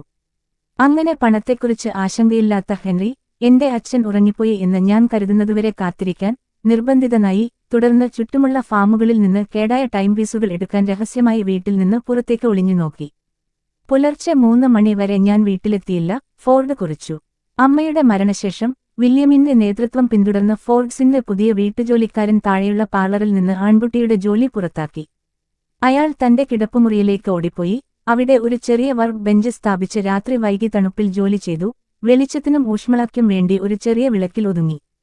ഹെൻറി ബെൻസണിനോട് പറഞ്ഞതുപോലെ ആൺകുട്ടിയെന്ന നിലയിൽ അദ്ദേഹത്തിന്റെ പ്രിയപ്പെട്ട പുസ്തകം പിതാവിന്റെ നിരസത്തിന്റെ കഥയായിരുന്നു. Herbert Mattison, a bound boy. 21 വയസ്സ് തികയുന്നതുവരെ ഒരു അയൽക്കാരനുവേണ്ടി ജോലി ചെയ്യാൻ പിതാവ് ബന്ധിപ്പിച്ച ഒരു യുവ നായകന്റെ കഥ പറഞ്ഞു. ഹെൻറിയുടെ അഭിപ്രായത്തിൽ വില്യമിന്റെ അചഞ്ചലത പിന്നീട് മകന്റെ ഓട്ടോമോട്ടീവ് സംരംഭത്തോട് കടുത്ത വിയോജിപ്പിലേക്ക് നയിച്ചു. 1890കളുടെ മധ്യത്തിൽ ഭാര്യയും മകനും ചേർന്ന് തന്റെ ആദ്യത്തെ കുതിരയില്ലാത്ത വണ്ടിയിൽ അഭിമാനത്തോടെ ഡിയർബോൺ ഫാമിലേക്ക് മടങ്ങിയതായി അദ്ദേഹം റിപ്പോർട്ട് ചെയ്തു. എന്നാൽ ഫോർഡ് കുടുംബത്തിന് ഓട്ടോമൊബൈൽ പ്രോട്ടോടൈപ്പ് കാണിച്ചപ്പോൾ വില്യം അതിൽ രോഷാകുലനായി. അദ്ദേഹത്തിന് അത് ഒട്ടും ഇഷ്ടപ്പെട്ടില്ല. റോഡിൽ നിന്ന് എല്ലാ കുതിരകളെയും ഭയപ്പെടുത്തുന്ന ഒന്നാണിതെന്ന് അദ്ദേഹം കരുതി. ഈ യന്ത്രങ്ങൾ നിർമ്മിക്കാൻ ഹെൻറി പിന്നീട് നല്ല ശമ്പളമുള്ള ജോലി ഉപേക്ഷിച്ചപ്പോൾ വില്യം തന്റെ മകനെ ഒരു ഭയങ്കര വിഡ്ഢി എന്ന് തള്ളിക്കളഞ്ഞു. തുടർന്ന് അദ്ദേഹത്തിന്റെ പിതാവ്, എന്റെ ഓട്ടോമൊബൈലുകൾ ഞാൻ വേഗം നിർമ്മിക്കണം, അല്ലെങ്കിൽ ഞാൻ ആരംഭിക്കുന്നതിന് മുമ്പ് ആഗ്രഹിക്കുന്ന എല്ലാവർക്കും ഒന്ന് വിതരണം ചെയ്യപ്പെടും എന്ന് പ്രഖ്യാപിച്ചു. എന്നിരുന്നാലും പിതാവിന്റെ എതിർപ്പിനെക്കുറിച്ചുള്ള ഹെൻറിയുടെ ചിത്രീകരണം ഒരു സ്വാർത്ഥ താൽപര്യത്തേക്കാൾ കൂടുതലായിരുന്നു. അത് അദ്ദേഹത്തിന്റെ തന്നെ വീരോചിതമായ വിജയത്തിലേക്കുള്ള കയറ്റത്തിന്റെ ഒരു ചിത്രം മനോഹരമായി വരച്ചെങ്കിലും അത് വസ്തുതകളെ ഗുരുതരമായി വളച്ചൊടിച്ചു. മറ്റു നിരീക്ഷകർ വ്യക്തമാക്കുന്നതുപോലെ തന്റെ മകന്റെ മെക്കാനിക്കൽ പ്രവർത്തനങ്ങളെ അന്ധമായി എതിർത്ത, മൂടൽമഞ്ഞിൽ ഒളിഞ്ഞിരിക്കുന്ന ഒരു മടിയനായ തന്റെ മകൻ അവതരിപ്പിച്ച വൃദ്ധനായ ആളല്ല വില്യം ഫോർഡ്. വളരെ വ്യത്യസ്തമായി, പുലരുന്ന യന്ത്രയുഗത്തിൽ ആത്മാർത്ഥമായ താൽപ്പര്യമുള്ള ഒരു പുരോഗമന കർഷകനായിരുന്നു അദ്ദേഹം. വില്യം തീർച്ചയായും തന്റെ മൂത്ത മകന് ഡിയർബോൺ സമൂഹത്തിലെ ഒരു കർഷകനും പൗരനുമാകാൻ നയിക്കാൻ ശ്രമിച്ചു. തന്റെ കരിയർ സാഹസികതകളെക്കുറിച്ച് ചില സംശയങ്ങൾ പ്രകടിപ്പിച്ചു. ഒരിക്കൽ അദ്ദേഹം തന്റെ മക്കളെക്കുറിച്ച് ഒരു അയൽക്കാരനോട് അഭിപ്രായം പറഞ്ഞപ്പോൾ, ജോണും വില്യമും ജൂനിയർ എല്ലാം ശരിയാണ്, പക്ഷേ ഹെൻറി എന്നെ വിഷമിപ്പിക്കുന്നു. അദ്ദേഹം സ്ഥിരത കൈവരിക്കുന്നതായി തോന്നുന്നില്ല, അദ്ദേഹത്തിന് എന്ത് സംഭവിക്കുമെന്ന് എനിക്കറിയില്ല. എന്നിരുന്നാലും അതേസമയം മൂപ്പനായ ഫോർഡ് ഹെൻറിയുടെ ഉപകരണങ്ങളിലും സംവിധാനങ്ങളിലുമുള്ള അഭിരുചിയെ വ്യക്തമായി പരിപോഷിപ്പിക്കുകയും അദ്ദേഹത്തിന്റെ കഴിവുകളിൽ അഭിമാനം പ്രകടിപ്പിക്കുകയും ചെയ്തു. വില്യം ഫോർഡും മകനും തമ്മിലുള്ള ബന്ധത്തെക്കുറിച്ച് വളരെ വ്യത്യസ്തവും കൃത്യവുമായ ഒരു വിവരണം മാർഗരറ്റ് ഫോർഡ് റുഡിമൻ നൽകി. ഹെൻറിയുടെ സഹോദരിയും മൂത്ത മകളുമായ അവർ അമ്മയുടെ മരണശേഷം കുടുംബം നടത്തുന്നതിൽ വലിയ പങ്കുവഹിച്ചു. സഹോദരനെയും പിതാവിനെയും അടുത്തുനിന്ന് നിരീക്ഷിക്കാൻ അവർക്ക് ധാരാളം അവസരമുണ്ടായിരുന്നു. അവരുടെ ബന്ധത്തെക്കുറിച്ചുള്ള അവളുടെ ഓർമ്മകൾ ഹെൻറിയുടെ പലപ്പോഴും ആവർത്തിക്കുന്ന വിഷയങ്ങളിൽ നിന്ന് കുത്തനെ വ്യതിചലിച്ചു. പിൽക്കാലത്ത് മകൻ പിതാവിനെക്കുറിച്ച് പറഞ്ഞതിൽ ഭൂരിഭാഗവും അദ്ദേഹത്തിന്റെ ഭാവനയുടെ ഒരു ഉൽപ്പന്നമാണെന്ന് മാർഗരറ്റ് തറപ്പിച്ചു പറഞ്ഞു. മകളുടെ അഭിപ്രായത്തിൽ വില്യം ഫോർഡ് തന്റെ മൂത്ത കുട്ടിയുമായി ധാരാളം സമയം ചെലവഴിച്ചു. നടക്കാൻ തുടങ്ങിയപ്പോൾ മുതൽ ആൺകുട്ടി അച്ഛന്റെ പിന്നാലെ പോയി, അവൻ ജോലി ചെയ്യുന്നത് നിരീക്ഷിച്ചു, എല്ലാ കൊച്ചുകുട്ടികളെയും പോലെ സഹായിക്കാൻ ആഗ്രഹിച്ചു. വില്യം ഉപകരണങ്ങൾ ഉപയോഗിച്ച് വളരെ എളുപ്പത്തിൽ പ്രവർത്തിച്ചു. കാര്യങ്ങൾ ശരിയാക്കാനുള്ള കഴിവ് മകന് പാരമ്പര്യമായി ലഭിച്ചതിൽ അദ്ദേഹം അഭിമാനിച്ചു. പുതിയ വസ്തുക്കൾ നിർമ്മിക്കുന്നതിൽ ഹെൻറിയുടെ കഴിവ് അച്ഛൻ പെട്ടെന്ന് തിരിച്ചറിഞ്ഞു, മാർഗരറ്റ് ഓർമ്മിച്ചു. ഷോപ്പിനായി ഹെൻറിയുടെ പുതിയ ഉപകരണങ്ങൾ ആവശ്യമാണെന്ന് അദ്ദേഹത്തിന് നന്നായി മനസ്സിലായി. അയൽപക്കത്ത് ഏറ്റവും മികച്ച രീതിയിൽ സജ്ജീകരിച്ച ഒന്നായിരുന്നു ഞങ്ങളുടേത്. മാത്രമല്ല, അയൽക്കാരുടെ വാച്ചുകളിലും ക്ലോക്കുകളിലും താൻ ചെയ്യുന്ന ജോലിക്ക് പണം നൽകണമെന്ന് വില്യം ഒരിക്കലും ഹെൻറിയോട് പറഞ്ഞിട്ടില്ല. അർദ്ധരാത്രിയിൽ അച്ഛന്റെ പുറകിൽ അറ്റകുറ്റപ്പണികൾക്കായി ഒളിച്ചുനടന്നതിനെക്കുറിച്ചുള്ള ഹെൻറിയുടെ കഥകളെക്കുറിച്ച് മാർഗരറ്റ് ഇവയെ അതിശയകരമായ കഥകൾ എന്ന് വിശേഷിപ്പിച്ചു. ബാല്യകാലം മുഴുവൻ ഹെൻറിയുടെ വർക്ക് ബെഞ്ച് ഡൈനിംഗ് റൂമിലെ കിഴക്കൻ ജനാലയിലായിരുന്നു, വാതിലിനുള്ളിലായിരുന്നു. ഇത് അവന്റേതായിരുന്നു, ഞങ്ങൾ അതിലെ ഉപകരണങ്ങൾ ശല്യപ്പെടുത്തിയില്ല. വില്യമിന്റെ സ്വന്തം മെക്കാനിക്കൽ താൽപ്പര്യങ്ങൾ പ്രകടമായിരുന്നു. ഉപകരണങ്ങൾ കൈകാര്യം ചെയ്യുന്നതിൽ അദ്ദേഹം പ്രശസ്തനായിരുന്നു. ഒരു മരപ്പണിക്കാരൻ, കരകൗശല വിദഗ്ധൻ, കാർഷിക ഉപകരണങ്ങൾ നന്നാക്കുന്നയാൾ എന്നീ നിലകളിൽ അദ്ദേഹം പ്രശസ്തി നേടിയിരുന്നു. മാർഗരറ്റിന്റെ അഭിപ്രായത്തിൽ ഞങ്ങളുടെ വർക്ക്ഷോപ്പ് മിക്കവരെക്കാളും മികച്ചതായിരുന്നു. തിരക്കേറിയ നടിയിൽ, വിളവെടുപ്പ് സീസണുകളിൽ അടിയന്തര അറ്റകുറ്റപ്പണികൾ ആവശ്യമായി വരുമ്പോൾ അയൽക്കാരിൽ പലരും പിതാവിന്റെ അടുക്കൽ വന്നു. ഒരു കർഷകനെന്ന നിലയിൽ വില്യം പുതിയ രീതികൾ പഠിക്കാനും പ്രായോഗികമാണെങ്കിൽ പുതിയ കാർഷിക ഉപകരണങ്ങൾ വാങ്ങാനും തയ്യാറായിരുന്നു. കാര്യക്ഷമമായ ജോലി ചെയ്തു. വാസ്തവത്തിൽ വർഷങ്ങളായി അദ്ദേഹം ഒരു മക്കോർമിക് റീപ്പർ, ഒരു വെട്ടൽ യന്ത്രം, ഒരു മെക്കാനിക്കൽ വൈക്കോൽ ലോഡർ എന്നിവ കാർഷിക തൊഴിലാളികളുടെ ഭാരം ലഘൂകരിക്കാൻ വാങ്ങി. ഡിയർബോണിനെ ഡെട്രോയിറ്റുമായി ബന്ധിപ്പിക്കുന്ന ഗതാഗതം പരിഗണിക്കുന്നതിനായി രൂപീകരിച്ച ടൗൺഷിപ്പ് കമ്മിറ്റിയിലെ അംഗമെന്ന നിലയിൽ ക്ലീവ്ലാൻഡിൽ ഇതിനകം സ്ഥാപിതമായ ഒരു സ്കീമിനെ അടിസ്ഥാനമാക്കി കുതിരവണ്ടികൾക്ക് പകരം ഇലക്ട്രിക് കാറുകളുടെ ഒരു സംവിധാനം സ്ഥാപിക്കുന്നതിൽ അദ്ദേഹം പ്രധാന പങ്ക് വഹിച്ചു. ഏറ്റവും വെളിപ്പെടുത്തുന്നത് അതേ വേനൽക്കാലത്ത് അദ്ദേഹവും ഹെൻറിയും ഡെട്രോയിറ്റിലേക്കുള്ള യാത്രയിൽ സ്വയം പ്രവർത്തിപ്പിക്കുന്ന നീരാവി എഞ്ചിൻ കണ്ടുമുട്ടിയപ്പോൾ സെന്റിനിയൽ എക്സ്പോസിഷനിൽ പങ്കെടുക്കാൻ വില്യം ഫോർഡ് റെയിൽവേയിൽ യാത്ര ചെയ്തു. സ്വാതന്ത്ര്യ പ്രഖ്യാപനത്തിന്റെ ശതാബ്ദി ആഘോഷിക്കുന്നതിനായി 1876 ഫിലാഡൽഫിയയിൽ നടന്ന ഈ വലിയ പ്രദർശനത്തിൽ സങ്കൽപ്പിക്കാവുന്ന എല്ലാത്തരം അമേരിക്കൻ എഞ്ചിനുകളും മെക്കാനിക്കൽ നവീകരണങ്ങളും പ്രദർശിപ്പിച്ചു. മിക്ക പുരോഗമന കർഷകരെയും പോലെ കാർഷിക ജോലികൾക്കായി നീരാവി ശക്തിയുടെ സാധ്യതകളിൽ അദ്ദേഹത്തിന് താൽപ്പര്യമുണ്ടായിരുന്നു. 1870കളിൽ പത്രങ്ങളിലും മാസികകളിലും വ്യാപകമായി ചർച്ച ചെയ്യപ്പെട്ട ഒരു പ്രവണതയായിരുന്നു ഇത്. മൂത്ത ഫോർഡിന് യാത്രയിൽ അതിശയകരമായ ഒരു സമയം ഉണ്ടായിരുന്നു. പടിഞ്ഞാറൻ പെൻസിൽവാനിയ പർവ്വതനിരകളുടെ മനോഹരമായ പ്രകൃതിദൃശ്യങ്ങൾ കണ്ട് അദ്ദേഹം അത്ഭുതപ്പെട്ടു. ഇൻഡിപെൻഡൻസ് ഹാൾ പോലുള്ള ഫിലാഡൽഫിയയിലെ ചരിത്രപരമായ സ്ഥലങ്ങൾ സന്ദർശിച്ചു. യന്ത്രങ്ങൾ കാരണം കർഷകരുടെ ജീവിതരീതിയിൽ മാറ്റങ്ങൾ സംഭവിക്കുന്നു എന്ന ധാരണയോടെയാണ് അദ്ദേഹം മടങ്ങിയത്. വർഷങ്ങളോളം വില്യമും സുഹൃത്തുക്കളും ഫിലാഡൽഫിയയിൽ കണ്ട മെക്കാനിക്കൽ പ്രദർശനങ്ങളെക്കുറിച്ചും നീരാവി ശക്തിയാൽ സാധ്യമാക്കാവുന്ന അത്ഭുതകരമായ കാര്യങ്ങളെക്കുറിച്ചും സംസാരിച്ചിരുന്നുവെന്ന് മാർഗരറ്റ് ഓർമ്മിച്ചു. പിന്നീട് ഹെൻറിയുടെ ഓട്ടോമൊബൈൽ സംരംഭങ്ങളോടുള്ള വില്യമിന്റെ മനോഭാവം മകൻ അംഗീകരിച്ചതിലും സങ്കീർണമായിരുന്നു. ഹെൻറി ആദ്യമായി ഫാമിലേക്ക് കൊണ്ടുവന്നപ്പോൾ വില്യം കുതിരയില്ലാത്ത വണ്ടിയിൽ കയറാൻ വിസമ്മതിച്ചു. തന്റെ പ്രിയപ്പെട്ട കുതിരകളെ റോഡിൽ നിന്ന് തള്ളിയിടുന്നതിൽ പിതാവ് മകന്റെ വിജയത്തിൽ നീരസം പ്രകടിപ്പിച്ചിരിക്കാമെന്ന് മാർഗരറ്റ് സമ്മതിച്ചു. എന്നാൽ അതേ ഭയത്തോടെയാണ് അവൾ ഇങ്ങനെ പറഞ്ഞത്. റോഡിലൂടെ ഓടിച്ചുകൊണ്ടുപോകുന്നതിന്റെ ഒരു ചെറിയ ആവേശത്തിനായി ആ സമയത്ത് തന്റെ ജീവൻ പണയപ്പെടുത്തേണ്ടതിന്റെ ഒരു കാരണവും വില്യം കണ്ടില്ല. തുടർന്നുള്ള സന്ദർശനങ്ങളിൽ ഹെൻറി യന്ത്രത്തെക്കുറിച്ച് വിശദീകരിച്ച് ഉറപ്പു നൽകിയ ശേഷം പിതാവ് കപ്പലിൽ കയറാൻ സമ്മതിക്കുകയും പലതവണ സവാരി നടത്തുകയും ചെയ്തു. കുറച്ച് വർഷങ്ങൾക്ക് ശേഷം വാസ്തവത്തിൽ വില്യം തന്റെ മകന് തന്റെ ഓട്ടോമൊബൈൽ നിർമ്മാണം വികസിപ്പിക്കുന്നതിൽ സാമ്പത്തിക സഹായം പോലും വാഗ്ദാനം ചെയ്തു. മാർഗരറ്റ് പറയുന്നതനുസരിച്ച് ഹെൻറി അത് നിരസിച്ചു. മറ്റൊരു വിധത്തിൽ പറഞ്ഞാൽ ഈ തലമുറകൾ തമ്മിലുള്ള സംഘർഷം ഹെൻറി ഫോർഡ് ഒരിക്കലും സമ്മതിച്ചതിനേക്കാൾ വളരെ മെലോഡ്രാമാറ്റിക് ആയതും അടിച്ചമർത്തുന്നതുമായിരുന്നില്ല. ആ ചെറുപ്പക്കാരനെ ആവേശഭരിതനാക്കുന്ന കാലഘട്ടത്തിലെ യാന്ത്രിക കണ്ടുപിടുത്തങ്ങളെക്കുറിച്ച് കൂടുതൽ ജാഗ്രത കാണിച്ചു. പക്ഷേ അവൻ ആൺകുട്ടിയുടെ ആത്മാവിനെ തകർക്കുകയോ താൽപ്പര്യങ്ങൾ വെട്ടിക്കുറയ്ക്കുകയോ അവനെ സ്വേച്ഛാധിപത്യം ചെയ്യുകയോ ചെയ്തില്ല. അച്ഛനും മകനും ഭാവിയെക്കുറിച്ച് ഗൗരവമായ ചർച്ചകൾ നടത്തി ഭാവിയിലേക്കുള്ള ഏറ്റവും ബുദ്ധിപരമായ ഗതിയെക്കുറിച്ച് വ്യത്യസ്ത വീക്ഷണങ്ങൾ പുലർത്തി. പക്ഷേ അവരുടെ അഭിപ്രായ വ്യത്യാസങ്ങൾ ഒരിക്കലും രൂക്ഷമായി പൊട്ടിത്തെറിച്ചില്ല. അത്തരം താഴ്ന്ന അഭിപ്രായ വ്യത്യാസങ്ങൾ ഉപദേശം വാഗ്ദാനം ചെയ്യുന്നതും നിരസിക്കുന്നതും മിക്ക സമയങ്ങളിലും സ്ഥലങ്ങളിലും മിക്ക പിതാക്കന്മാരും മക്കളും തമ്മിലുള്ള ബന്ധത്തിന്റെ സവിശേഷതയാണ്. മാർഗരറ്റ് വിശദീകരിച്ചതുപോലെ വില്യമും ഹെൻറിയും പരസ്പരം മനസ്സിലാക്കുകയും ബഹുമാനിക്കുകയും ചെയ്തു. ഹെൻറിയുടെ ഉറ്റ സുഹൃത്തായ എഡ്സൽ റുഡിമാൻ സ്ഥിരീകരിച്ചു, വ്യത്യസ്ത ആശയങ്ങൾ അച്ഛനും മകനും ഇടയിൽ ഒരു തരത്തിലുള്ള വിദ്വേഷവും ഉണ്ടാക്കിയില്ല. 1879 ഹെൻറി ഫോർഡ് തന്റെ ചെറുപ്പത്തിൽ ഒരു പ്രധാന തീരുമാനമെടുത്തു. പിന്നീട് അത് പിതൃപീഡനത്തിനെതിരായ ഒരു കലാപമായി അദ്ദേഹം നിർവചിച്ചു.